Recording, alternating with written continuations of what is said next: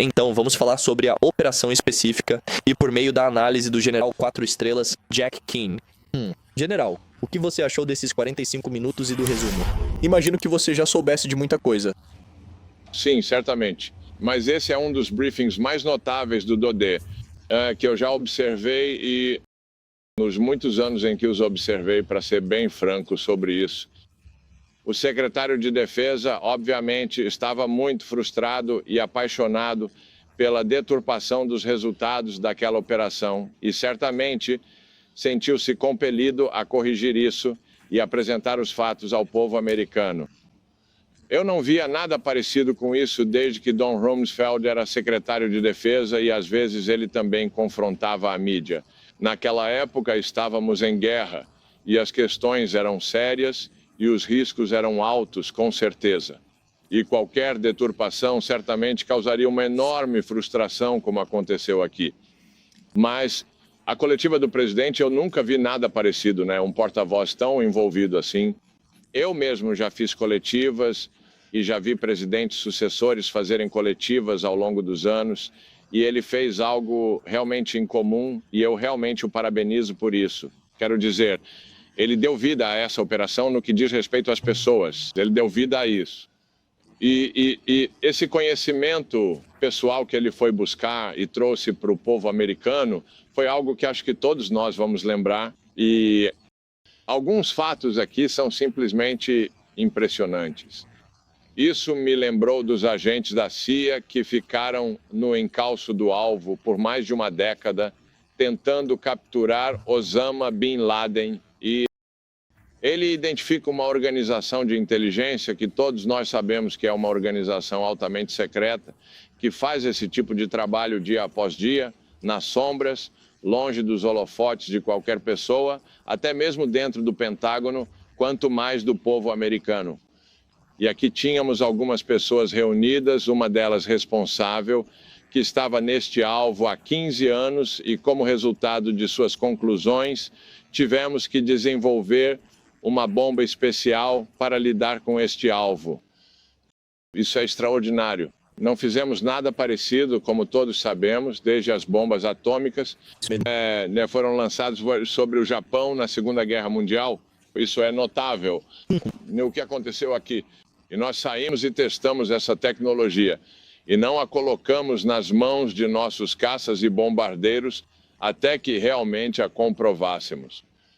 E eu acho que, então, com os detalhes fornecidos sobre o que realmente aconteceu no local, como alguém pode assistir aquilo, entender o que o presidente estava dizendo e não chegar à mesma conclusão que todos estão chegando agora, de que esse programa foi atrasado por muitos anos? E levará muito tempo para que eles se recuperem e reconstruam isso. Tiro o chapéu para o que acabamos de testemunhar aqui, em termos desta operação e detalhes que a sustentam.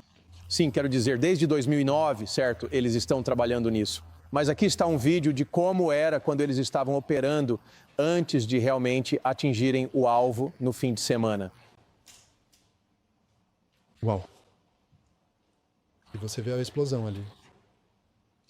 Agora, general, acho que esta foi uma missão de teste, certo? Este não era o real. Você verá isso aqui. E, general, você pode descrever, com base nessa coletiva de imprensa, o que exatamente aconteceu?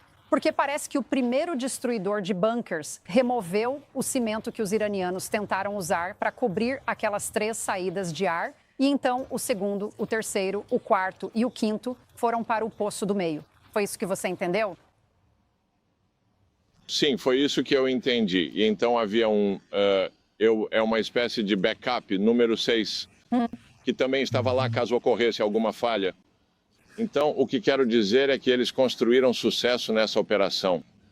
Sabe, sempre que um exército está planejando uma operação, uma das coisas que fazemos muito bem é pensar em e se, e se, e se.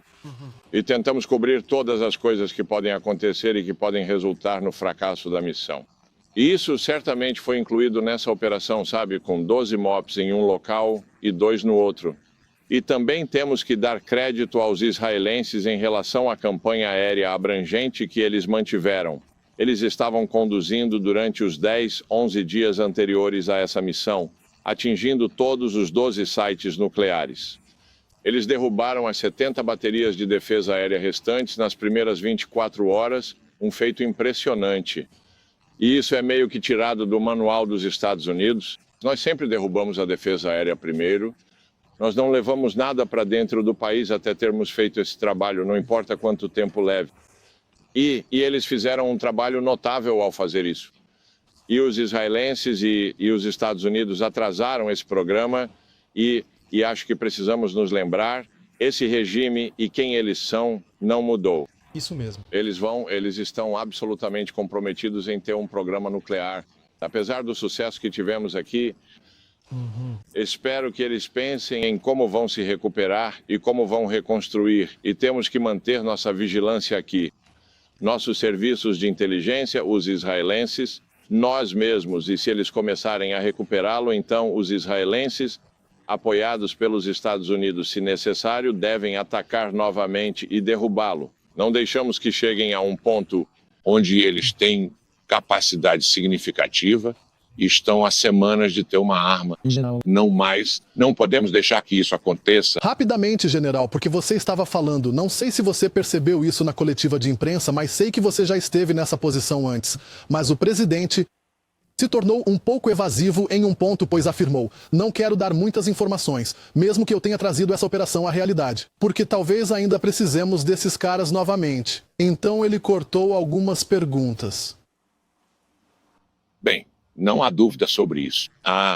Quero dizer, obviamente, há dois lados nisso, sabe? Primeiro, nossos adversários estão todos observando isso e eu acho que essa operação, a decisão do presidente, a ousadia dela e o compromisso e determinação de acabar com esse programa de uma vez por todas, isso ficou refletido nessa decisão. Afinal, ele repetidas vezes nunca vacilou. Nenhuma arma nuclear, ponto final. Ele nunca disse isso tanto. E nenhum presidente disse isso com tanta determinação. E então ele cumpre. Acredito que parte do briefing também é para que nossos adversários vejam e para que eles tenham uma ideia de nossas capacidades. Agora alcançamos um nível de dissuasão como resultado disso, com a Rússia, a China e a Coreia do Norte. E veja, a Rússia e a China poderiam ter ajudado o Irã em seu momento mais desesperador aqui dentro, quando os israelenses atacaram pela primeira vez. Nada veio ajudá-los, nem mesmo seus representantes vieram ajudá-los, e eles financiaram o Hezbollah em particular pelo motivo principal de defender o Irã contra Israel. Eles estão isolados de uma forma que nunca estiveram, e temos aqui uma grande oportunidade de criar mudanças. E espero que quando entrarmos nessas negociações, colocamos na mesa coisas que são realmente difíceis. Inspetores independentes no país examinando todos os locais e o que não foi desmontado ou destruído, e então desmontando. E então colocamos na mesa, fale sobre sua mudança de comportamento. Não estamos lhe dando livre comércio, não lhe daremos alívio de sanção até que você se comprometa a não dar mais suporte aos seus representantes. Exatamente. Você não vai mais apoiar o terrorismo. Certo. Vocês reconhecerão o Estado de Israel e se comprometerem com isso, então aliviaremos as sanções e abriremos o comércio com vocês para que possam se tornar um país legítimo nesta região. Mas se você não se comprometer com isso, então continuaremos neste caminho que estamos e você continuará isolado, sua economia continuará estagnada e nós continuaremos a conter suas ambições contra o que a região precisa, que é paz e estabilidade. Temos uma enorme oportunidade para uma mudança de paradigma aqui. E acho que devemos aceitar, general. Com certeza falarei mais sobre isso com você amanhã.